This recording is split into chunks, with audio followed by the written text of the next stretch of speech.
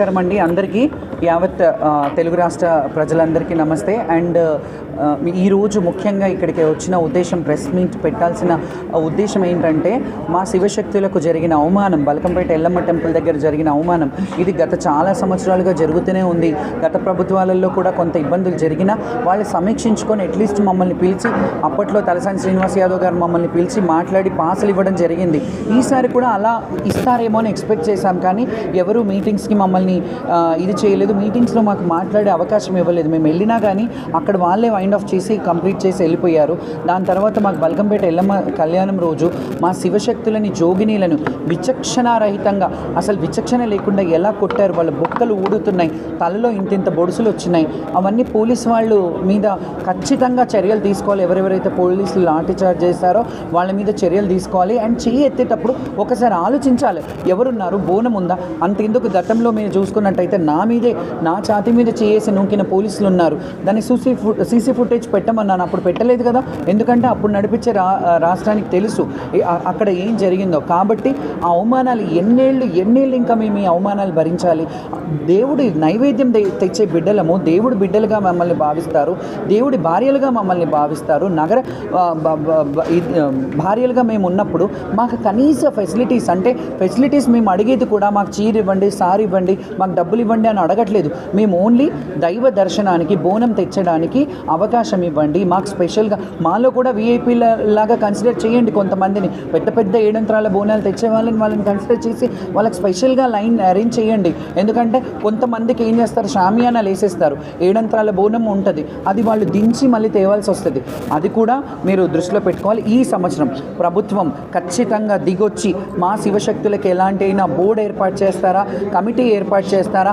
ఈ ఒక్క దేవాలయాలకే కాదు, తెలంగాణలో ఉన్న కొమరెల్లి మల్లన్న స్వామి అయినా, బల్కంపేట ఎల్లమ్మ అయినా, మహంకాళి అయినా, లాల్ దర్వాజా అయినా, గోల్కొండ అయినా, ఏడుపాయలైనా, భద్రకాళి అయినా, అండ్ మన సమ్మక్క సారక్క అయినా, ఈ అన్ని గుళ్ళల్లో కూడా మాకు స్పెషల్ అలాట్మెంట్ ఇవ్వాలి. మేము వెళ్ళినప్పుడు స్పెషల్ దర్శనాలు మాకు కావాలి.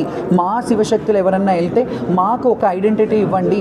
మేము కూడా వాళ్ళకి దగ్గరగా ఉండి మా పిల్లల్ని పంపించి మేము దర్శనం చేయించుకునే వీఐపీలు ఎలాగైతే వీఐపీ లెటర్స్ ఇస్తారో మాకు కూడా అవకాశం ఇవ్వండి, మా పిల్లలు దర్శనం చేసుకోవడానికి. ఎందుకంటే మా వాళ్ళు ఉట్టిగా రారు. ఎక్కడికి వెళ్ళినా శివశక్తులు ఒక పట్టు చీర తీసుకొని, తలంబ్రాలు తీసుకొని, పట్టు వస్త్రాలు తీసుకొని, మొక్కులు ముడుపులు తీసుకొని వస్తారు. కాబట్టి మీకు కూడా ఆదాయమే, ఎండోమెంట్కి కూడా ఆదాయమే. కాబట్టి మీరు ఒకసారి ఆలోచించుకోండి. ఇది ఒక్కటి, పోతరాజులని శివశక్తులని కొట్టినందుకు ఈ సంవత్సరం మేమందరం కూడా సామూహికంగా బోనాలు నిర్వహించడంలో మా ఇళ్లలోనే చేసుకుంటాము. మేము గుడికి రాము. ఈ గుడికి రాకపోవడం వల్ల ఏం అరిష్టాలు జరుగుతాయో అవన్నీ మీ ప్రభుత్వమే చూసుకోవాలి. ఎందుకంటే ఖచ్చితంగా అరిష్టం జరుగుతుంది. ఇప్పటి వరకు అలా శివశక్తులు బోనం పెట్టకుండా ఉన్న దాఖలా లేవు. మేము సేవ చేసేవాళ్ళం, సేవకులం. కాబట్టి మా బోనం సమర్పిస్తేనే అమ్మవారికి సంతోషం. మీకు తెలుసు, భవిష్యవాణిలో కూడా నా ఆడపడుచులు ఏడ్చుకుంటూ పోయారని నేను ఏడ్చినప్పుడు చెప్పినప్పుడు అమ్మవారు అంటే, నేను పెట్టే వందలాది బోనాలలో ఒక్క మెతుకైనా తిని ప్రసన్నం అయి ఉంటుంది కదా, నా గురించి నా బిడ్డలు ఏడ్చుకుంటూ పోయినారని చెప్పింది. అట్లా చెప్పినా కానీ మీరు ముందుకొచ్చి కమిటీలో మీటింగ్లు ఏర్పాటు చేసి మా అందరికీ ఒక హామీ ఇస్తే, ప్రభుత్వం వచ్చి అఫీషియల్గా, మీరు మామూలుగా నాకు కాల్ చేసేసి మేమేం ఇబ్బంది పెట్టకుండా పోతాము అని డీజీపీ గారు కూడా చెప్పారు, మీకు ఈ లైన్ ఏర్పాటు చేస్తామన్నారు. అది కాదు, మాకు ప్రభుత్వ పరంగా ప్రకటన ఇవ్వండి. మీరు ప్రెస్ మీట్ పెట్టి మీరు ఏం చేయబోతున్నారో శివశక్తులకి, జోగినీలకి, అది మీరు ప్రెస్గా అఫీషియల్గా ఇస్తే అప్పుడు మేము అందరం కలిసి బోనాలు చేస్తాం.